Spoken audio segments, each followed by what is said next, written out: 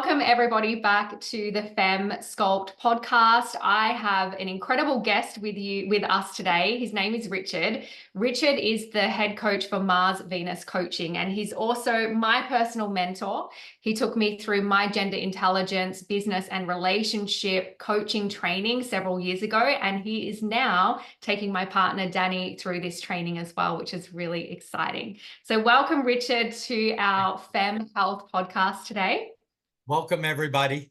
I'm going to help any way I can. I'm so excited that you are joining us today, and I wanted to invite you on, Richard, because we've been speaking a lot on our podcast into the importance of optimizing our hormones so that we can more efficiently lose weight or maintain a healthy weight.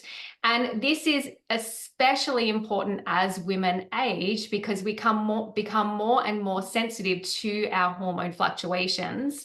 And this oftentimes makes us feel like we are gaining weight out of nowhere, even though nothing else has changed in our world. And no matter what we do, it seems very difficult to lose that excess weight. And I know that you have some very valuable insights into this discussion because of your expertise in this gender intelligence arena. So thank you for sharing your wisdom with us today in this topic. Welcome. So we've been having a lot of discussions about our hormone hierarchy, and in particular, hacking one of, I know, your favorite hormones to talk about, which is oxytocin. Now, when oxytocin is high, it helps to lower cortisol. And when our cortisol is low, it helps to keep our insulin in check. And when our insulin is in check, this is the optimal way to access fat loss. And of course, the opposite is true. When cortisol goes up, oxytocin comes down, and this increases our insulin, which makes it almost impossible for women to lose weight. And this is one of the greatest challenges for women in our modern society today, is they are just so stressed out. Being Wonder Women, they're tackling so many things on their to-do list every day. They're even often at times having challenges in their relationships, which increases their stress. And this just creates this vicious cycle, which impacts their health and their ability to lose weight. So let's start there. I would love to hear your wisdom on this topic when it comes to specifically the importance of understanding and consciously using oxytocin to our benefit. Right. Well, and this doesn't apply to men. Men have a different hormone, but for women, this oxytocin production actually does lower cortisol. And like you said, when cortisol is low, it balances out that insulin. Part of the problem, in my opinion, is the mindset of being stressed out, being aware that you're stressed out. It's not just being stressed and you can do a lot of things and not absorb the stress. And especially women that learn to slow down. Because one of the things about overwhelm and stress and all of that, it's a mindset that they have a lot on their plate, but it's not that. It's that they're trying to do it all. They're trying to do it all right now. They're trying to do it all today. And so having that kind of slower mentality and slowing things down so that you can get a lot done and do it in your feminine energy. Staying in that feminine energy raises oxytocin. Staying in that feminine energy in your relationship with a man. Because don't forget, and this is a stressor for both sides, when you're running around like a chicken and you're in your masculine energy, it pushes him into his feminine energy, because that's the dynamic between the man and the woman. So if I'm in my feminine energy, then it stresses me out more, and she's already stressed out running around like a chicken. So the first thing we want to do is start lowering cortisol by slowing down.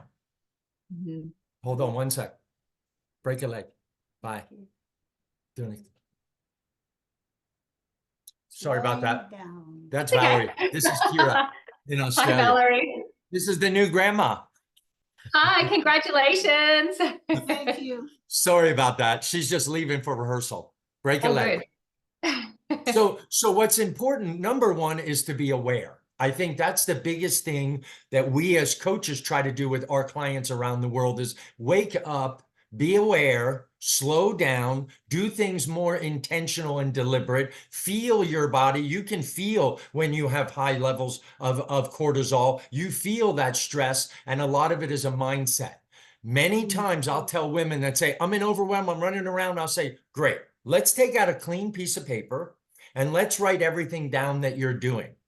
Remember, it's not just hormones. The brain in a woman has the two hemispheres connected with that tissue, that corpus callosum, and that corpus callosum is 40% larger in women. 40%, which means the left side and the right side of the brain are talking to each other all the time. Men, we don't have that problem. We're on the left side of the brain, the right side's taking a nap. We're on the right side, the creative center, the left side goes to sleep. So the fact that you have all that information going back and forth makes you feel like you have so much to do. And when I get them to take out a clean piece of paper and say, let's write everything down. Let's use our real eyes, not our mind's eye. And I've got to do this, and I've got to do this, and I got to do this. Oh, and that's pretty much it. It just seems so much bigger in our head that if we can dump it onto paper and slow ourselves down and just do item number 1, and let's do item number 2, and let's, enjoy an hour of our time, slowing things down changes that hormone, and we have the brain and the hormones acting together. Right? It's never just the hormones. We have the brain chemistry, the serotonin production, the dopamine production, which has a lot to do with your happiness and your excitement for life. All of that is brain chemical, brain wiring, and hormones all in orchestra together. And that's why I say be more aware, because women that are more aware say, this is a time in my cycle where I need love. This is the time where stay away from me. This is the time where, I want to talk. And they don't communicate that with their partner and say, in this cycle, in this 30 days, week 1's going to be amazing. Week 2 is going to be okay. Week 3, ooh, but week 4, I'm back to inaction. They don't really communicate that well in a way that doesn't make a man defensive or, you're sick all the time or you're this, because then that just adds to her stress. And when it adds to her stress, then she doesn't feel well. And then boom, it's a vicious cycle. We want to break that cycle by waking up. Absolutely. And I want to say, I actually want to thank you, because this awareness has profoundly impacted my life. It has changed my life. It has elevated my relationship to an experience of love and safety and support that I've never experienced before now. And it does come down to awareness, because when you have this powerful awareness, you know that you're always one choice away from changing your state. And it's not that my life is less busy or less stressful, or that my head is less noisy. I have a particularly noisy head, so I have become very aware that I am creating a lot of the overwhelm for myself at times. But with the awareness, I now have tools. And like you say, for women, it's about coming back into your body. And it doesn't mean you've got less things to do on your to-do list, but it means that you are more constructive in asking for help and creating an environment that is supportive of your nature.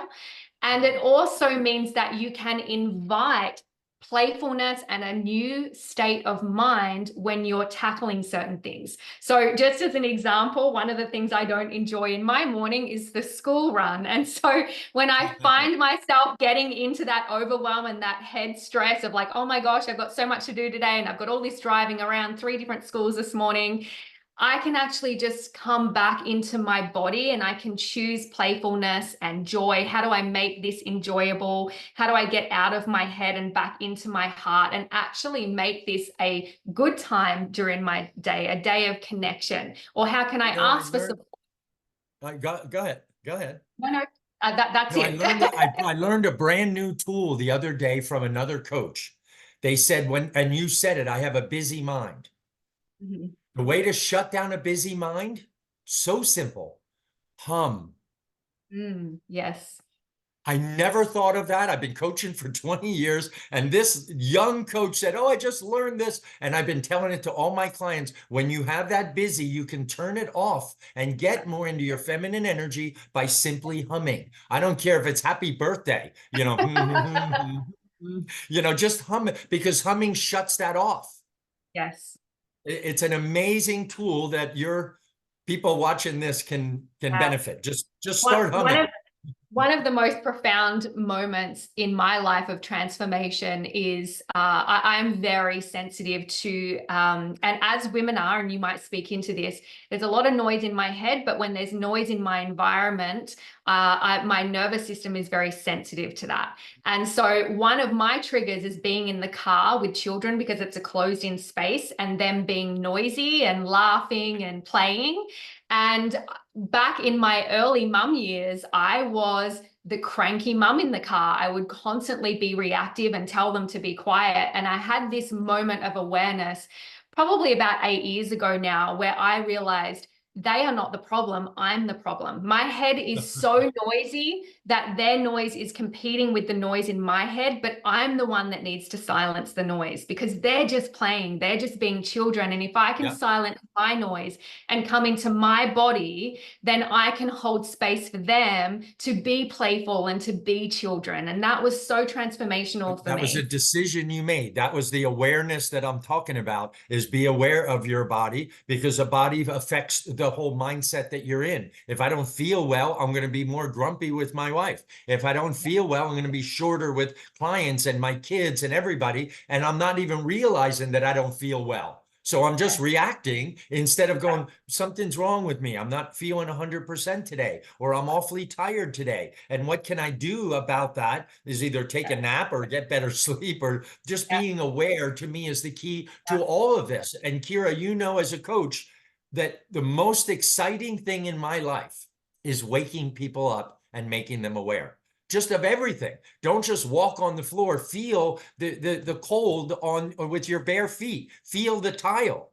You know, when you're eating the food, don't just eat it, taste it, chew it. You actually be in that moment. You're drinking coffee, taste the, how many of us just drink the cup of coffee? We don't actually go, I do. I go, this smells great. Let me put it in my mouth, because I just want to have that moment. And when we learn to do that, the relationships get better, your mindset gets better, and then your body finds the right weight it's supposed to be when everything is in balance. Yeah. I never, ever coach a client on losing weight. When they come to me to lose weight, I coach them on, how about we have a healthy lifestyle? If we have a healthy lifestyle, your body will find it's smarter than you think. It'll find the proper weight. It'll find the balance of all the hormones, but we don't allow it to do that. We're too busy, you know, feeding it, doing this, running around, and not being in check with our body. Yeah, that's absolutely. the key, that awareness, that checking in and going, how do I feel today? And if I feel great, and vibrate, to me, that's the other key, is that vibration. I have another coach in our system that created a product called Tune In, where you learn to tune in to your favorite music to raise your vibration. You cannot think about high school, think about a song that you had in high school. Mine was an Ozzy Osbourne song, Crazy Train. And if that comes on the radio, my vibration goes up. Well, why don't I do that deliberately? Why don't I do that intentionally every morning when I stand on grass, watch the sunrise, feel that vibration, and hear that song? Changes my day. And when we vibrate here instead of here, normal vibrations about 100 megahertz for the human body. If we can raise that to 200, 300, 400, you can manifest anything, whether it's health or weight or money or love. You can manifest that because you're vibrating at a level that manifests. You don't manifest down here, you manifest up here. And so you want to manifest weight loss or feeling better or hormonal balance or financial success, it all comes from a higher vibration. And that's what we have to be aware of. Where are we vibrating today? And that's one of our favorite quotes, actually, that we use a lot in our programs is, how do I want to feel? And how do I lead myself there? So you always have the opportunity of self-leadership and operating in your personal power. Anytime that I feel myself vibrating at a low state, sometimes it'll take 2 minutes to catch myself. Sometimes it'll take 5 minutes. Sometimes it might take 24 hours. Yeah, exactly. But it's the awareness, and you get better and better at catching yourself and saying, hang on a minute, I am responsible for how I feel. So how do I want to feel instead of how I'm feeling now? And how can I lead myself there? So for example, this morning, I've just had 24 hours of canceled flights. Every thing that you can imagine went wrong getting home from my travels. I've had 24 hours of sleeplessness. And, you know, we had this interview that I've been so excited for, and I didn't want to shift it. And I'm like, okay, so what are the things that I know that I can do? You know, I've had a shower, I've blow dried my hair, I've done my makeup, I've done all those things, but I also went out and bought myself some beautiful flowers to make my environment feel elevated. And that's something that makes me feel like a boss babe, and, you know, that I can show up in that self-worth and that desire and that pleasure for the day. I've got my incense on. I've had, you know, all of my But these are all supplements. habits, Kira. These are all habits that you've created. And I think success is 99% habit. And so doing things like being aware, being awake, buying yourself flowers. I have my daughter doing that for the last couple of years. Every Sunday, buy a bouquet of flowers for yourself. She goes, it makes me feel so good. And I put them in my apartment and they're there for a whole week. And I actually feel sad when they start to die. I can't wait till Sunday to go get new ones.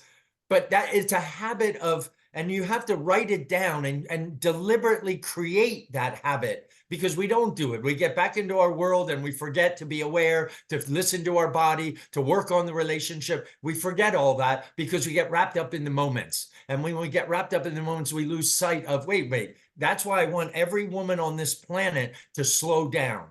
And if you slow down, you can think clearer. You can be more deliberate and create those kind of habits. You know, I'll tell you a quick story. A month ago, I just got back. I was in Italy visiting two of our coaches. I'm doing a business proposition with them. I stayed at their house.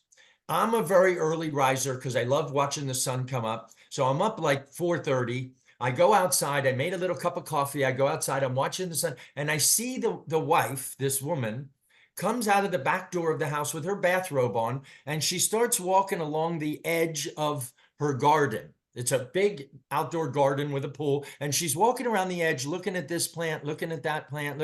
And I said, Carolina, which you'll meet her in Bali, by the way. She's one of my favorite coaches. I said, Carolina, what are you doing? She said, I'm looking for miracles. I go, what? She goes, I'm looking for miracles. Wait, hold on. I have a visitor. Hi, Roxy. Sorry. I'm looking for miracles. I said, what do you mean? She goes, you see that plant right there? Yesterday it was only this big. Now it's this big. Do you see this over here? It wasn't open. Now the flower's open. Do you see that one? And she's highly successful. I mean, millions and millions of dollars. And I thought, do you do that everywhere you go? She said, yeah. I walk in the office. I look for miracles. Because you know what happens when I look for miracles? I find them. I thought that was so brilliant from a 32-year-old kid going, I'm looking for miracles. I stole that. I said, I'm going to teach every coach in the world to start looking for miracles when you walk outside. And imagine how we set ourselves up for success in the day when that's how we wake up, with that perspective. And that's exactly right. That's exactly, instead of, I don't feel well at this, I got to do all this stuff. I got to drive the kids to school. I got to do this and this and that. You just look for miracles, because anything we look for, the way the brain works, we find. Whatever we're looking for, there is a part of the brain called the RAS, the reticular activating system. You can look this up. It's like our compass. I think I told you the story when I wanted to buy a red Escalade, you know, to pull my horses, a big truck, but I wanted a bright red one. Nobody has a bright red one. They're black, they're silver, they're white. I'm going to get a red one. I go to the dealer, I buy a red one. On the way home, I saw 11 red ones. I'm like, you got to be kidding me. Did they buy them all today? 11. I'm not kidding. There were like two of them on a corner, on the next corner. I said, how does that happen? Because now I'm looking for them, because I have one.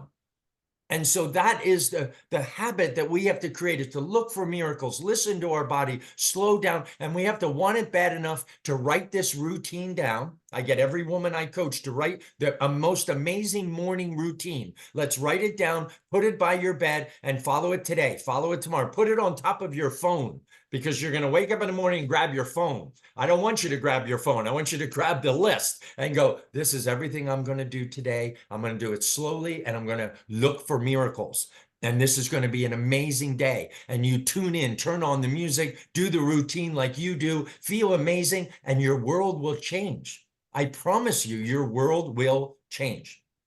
And it's having the self-worth to put yourself first and to make yourself a priority, and understanding that you do it for you, but you're also doing it in service to your family and all of your loved ones, because when you're at your best, everyone gets the best from you. And women, for the most part, set the emotional tone in the home. So when we're vibrating at a higher level, we really elevate the whole family.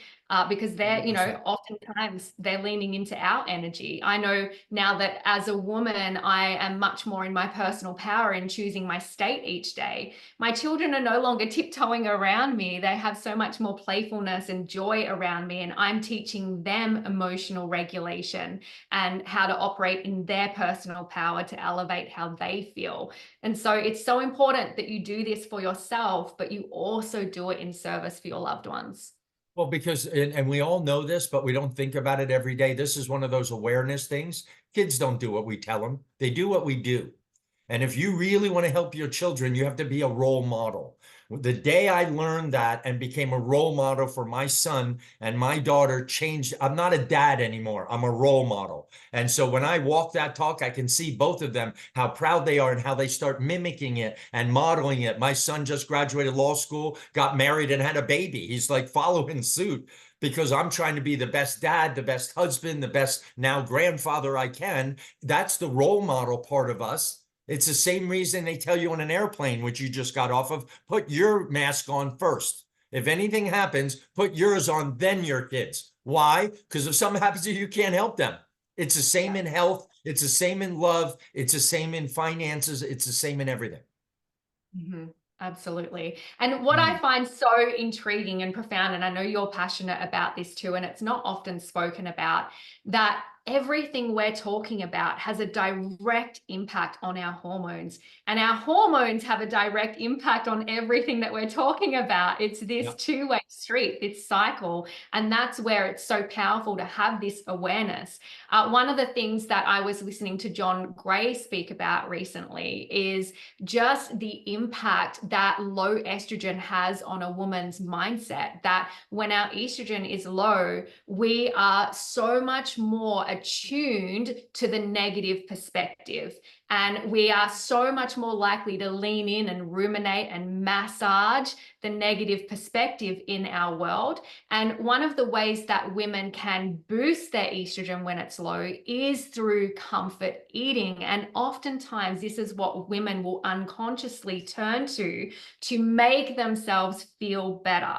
But when you have this awareness, you understand that there are much healthier ways that are aligned with their goals, that they can boost their estrogen in ways that elevate their energy, but also that elevate the relationship. So I know we were having a discussion before this on the importance of communication in your relationship and the importance of being aware, which we've spoken about on our podcast, where you're at in your cycle and what's happening with your hormones, so that you can tackle this head on, and so that you can create harmony in your relationship no matter where you're at in your cycle. And this ultimately impacts your health as well. It's all part of the cycle. So is there anything that you want to share in relevance One thing to I that? just want to back up for a second, though. Remind me of what you just said, but let me just back up. At conference, the global conference last year, John Gray said he was at a medical conference. And this guy said to him that your mind can affect the body, but the body can't affect the mind. A doctor said that. And John said, that's not true. That's not true. He said the mind can affect the body. If you feel you're sick or you feel a certain way, it'll affect, but your body can't have an effect on the mind. And I 100% believe that's not true. And I'll show you why.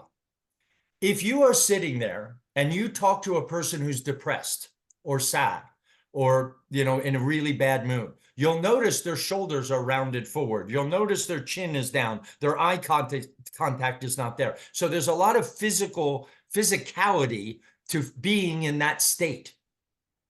If you change your body state, you literally put your shoulders back, put your chest up, put your hands on your hips, put your chin up. It's really hard to be sad in that posture. That affects your brain. And that's where he was arguing with this doctor going, of course your body can affect your thoughts. Medicine's a little far. Yeah. And this is something I teach ladies as well. You know, we're at our desk a lot. We're doing a lot of behaviors where our energy is closed in. If you have any wounds around being seen as a woman, often your posture will be closed in. But when you consciously take moments to stretch out and physically open your heart space, take a yoga class, lay over a ball and stretch things open, you will feel a shift in the flexibility of your mind, the openness of your heart Yes. space, connection with Yes. others.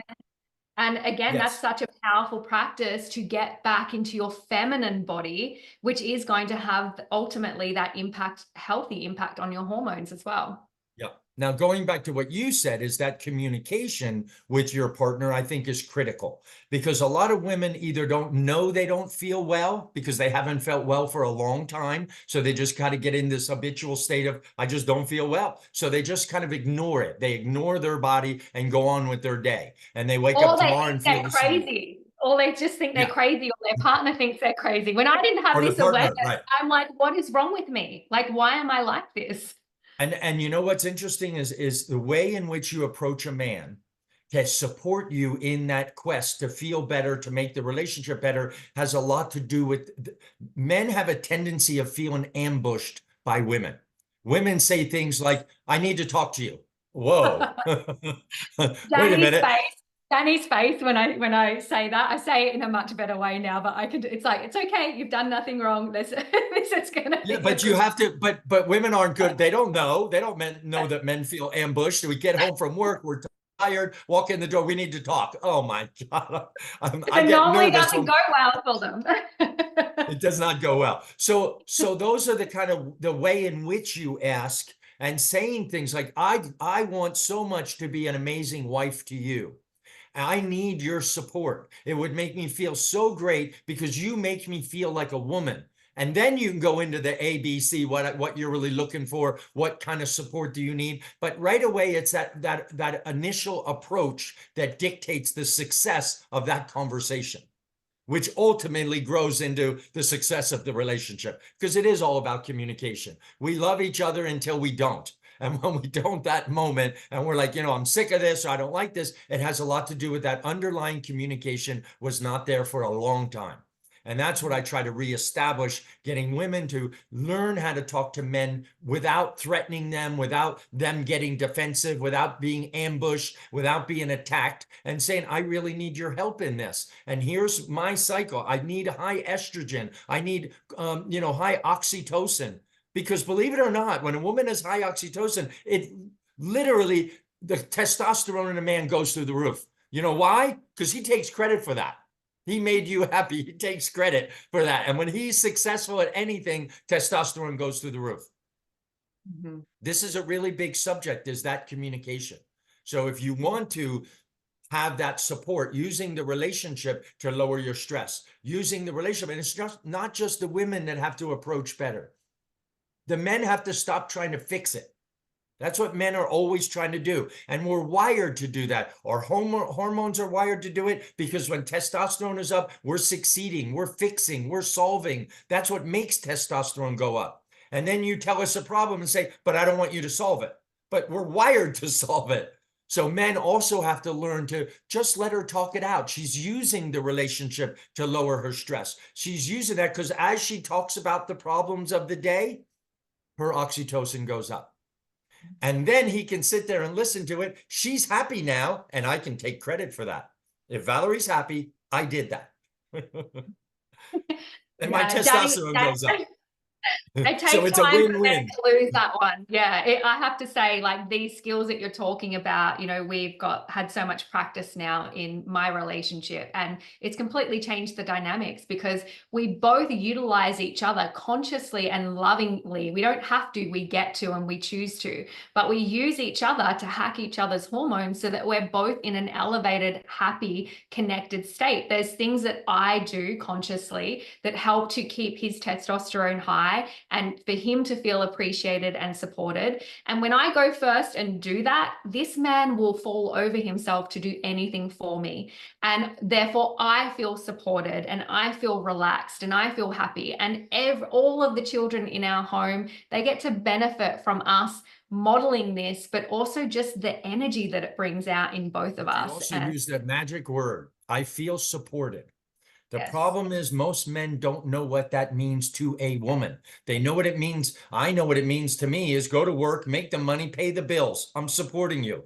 And my wife is going, that's not even close to what I'm talking about. The kind of support I need is you listening and hearing me and understanding me and giving me a hug and, you know, just being that rock behind me. And I'm like, what, but not the money, not the, she's like, no, I could care less. If you're a supportive man, I don't care about the money.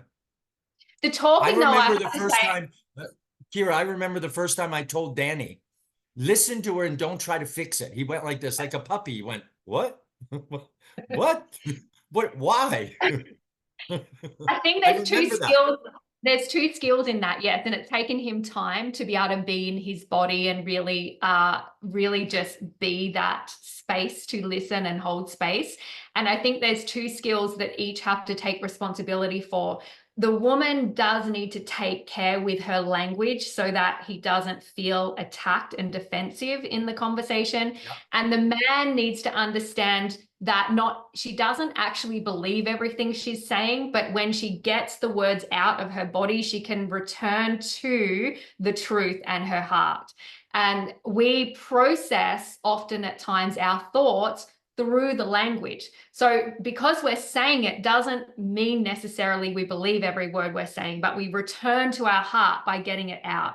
So Danny and I have both learned to be much more conscious with the language that I'm choosing and to really take ownership and responsibility for how I feel and to not project or shame or blame. And at times, if I trip up with that, if I'm particularly emotional, he's learned to just hold the space and be an anchor and to not react. Because if he doesn't react, I then realize that I'm actually out of alignment. And That's if right. I have something wrong, I will apologize. Whereas if he reacts, then it's a downward spiral for both of us. Spiral. And you know, it's funny you say that because my son and his new wife came to me as a coach and said, what's the one piece of advice you would give us as newlyweds? I said, don't take anything personally. Yes. Period. Just don't take it personally. Whatever she says, don't take it personally. Whatever he says, don't take it personally. Because we tend to do that. And that's why we react rather than, where is she coming from? Let me just listen to that. Let me get underneath that. Let me understand what's really going on here rather than just the words she said. Because like you said, she probably didn't mean that, but that's the way she formulated it out of her reaction to whatever's going on in her body. So she's reacting to her body and then he's reacting to her words. Neither are right. Neither. And that starts a spiral. Absolutely. So interesting. And the other thing I would love you to touch on is women in the workplace, because I know that this has a great impact on how women show up in their world as well. And, you know, I very much am passionate about understanding the feminine energy and the masculine energy and how we get to thrive as, you know, women in this world. And we do have a lot of expectation placed on us.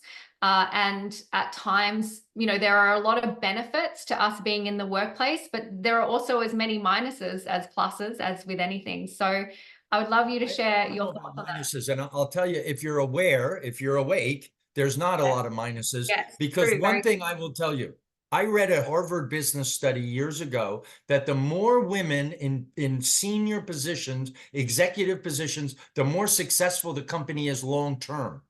Why? Because of that corpus callosum. They see the bigger picture. They want to fix problems long term, not a band-aid like a man. We have to fix it right now, just get it out of my life and it's over, rather than what's the long-term fix of it.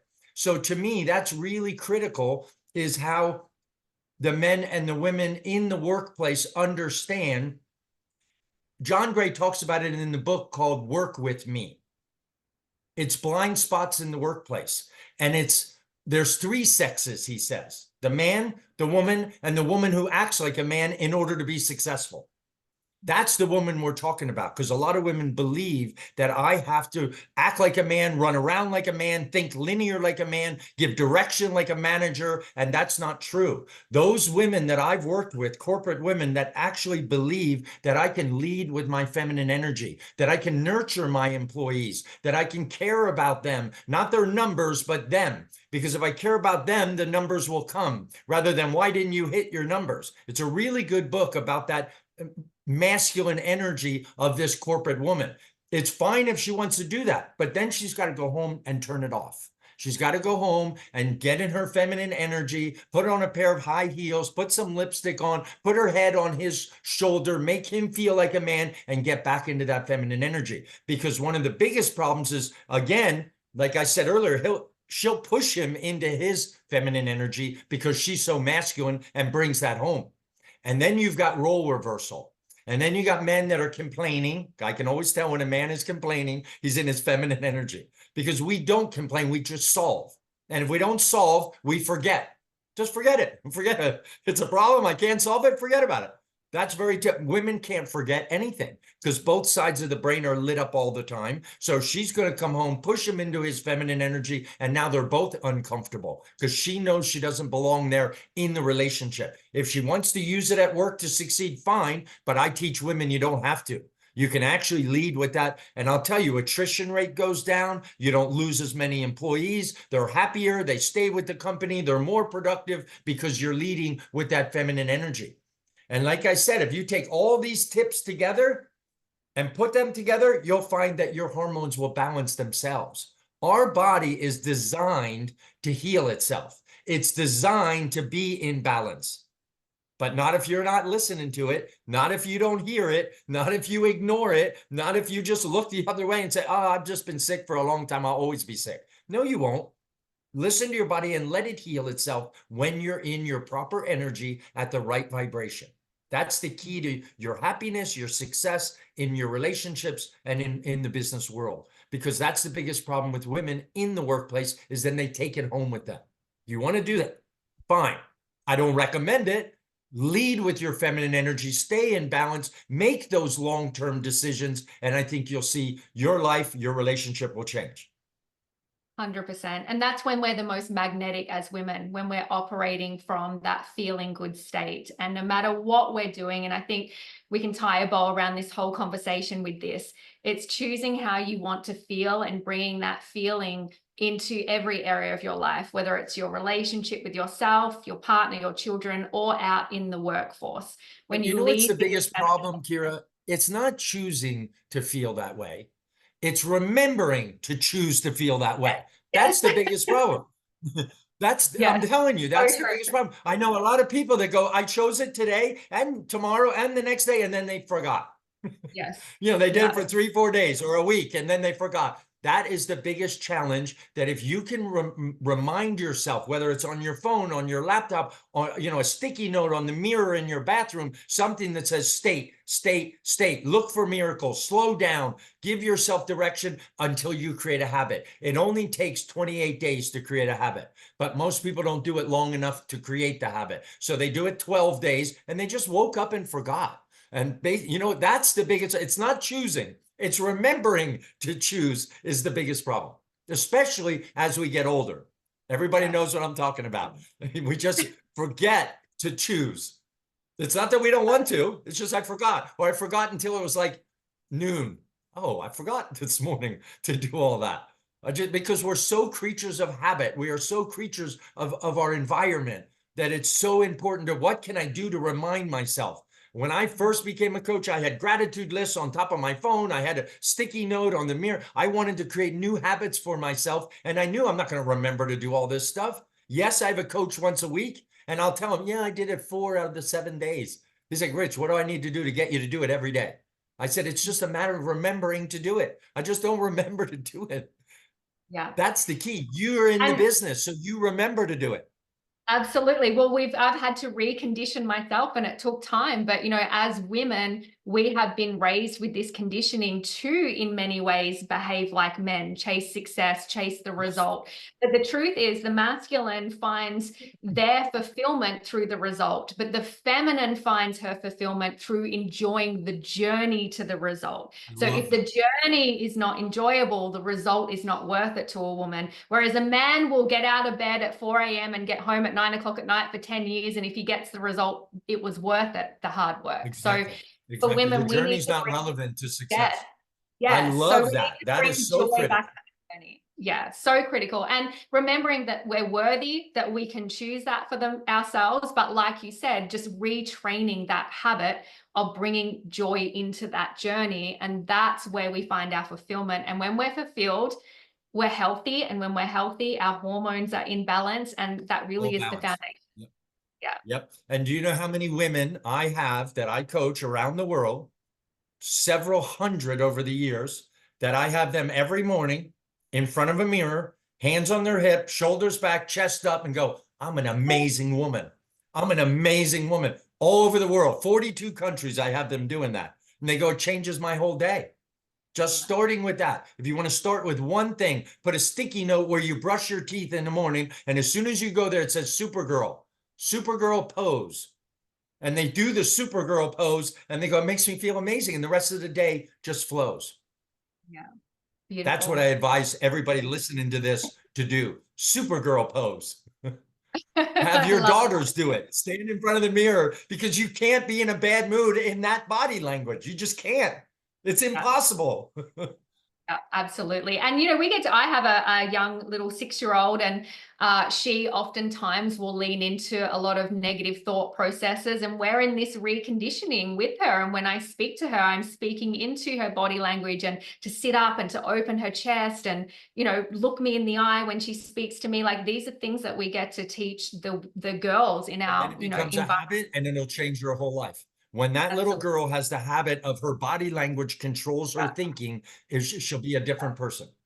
Definitely. Love it. Well, this has been such an enlightening discussion. Is there anything that you wanted to add to wrap up?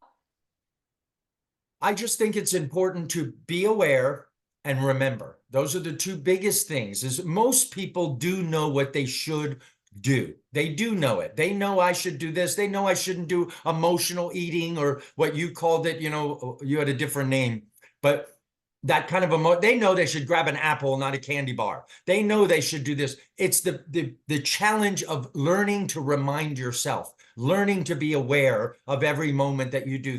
I try to live my life deliberately, intentionally, not just let the day. At my age, I don't want the days to fly by anymore. I can't. Days now are like, you know, the week is 24-hour week. Because it goes so, I'm like, I can't believe it's a Friday again. I can't believe it's a Friday again, because it just flies. I don't want to live my life where it just flew by. I want to control it.